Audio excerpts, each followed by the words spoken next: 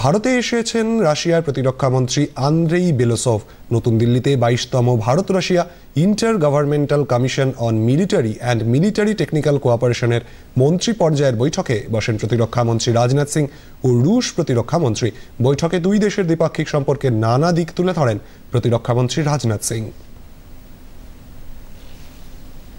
Apex level पर हमारे माननीय प्रधानमंत्री श्री नरेंद्र मोदी और रशिया के president his excellency mister Vladimir Putin के बीच नियमित रूप से बातचीत होती रही है और हमारे दोनों लीडर ने जून 2025 में चीन में शंघाई कोऑपरेशन ऑर्गेनाइजेशन समिट के दौरान बहुत क्लोज इंटरेक्शन की थी।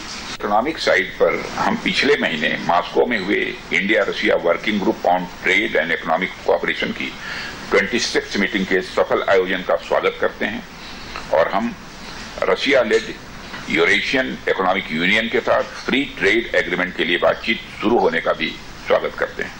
23rd India Russia annual summit के लिए रशियन फेडरेशन के president his excellency mister Vladimir Putin के भारत आने का भी बेसब्री से इंतजार कर रहे थे, वह आज पूरा हुआ है और ये लीडर्स समिति दोनों देशों के बीच स्पेशल और प्रिविलेज पार्टनरशिप को और मजबूत करेगी, ऐसा मेरा विश्वास है।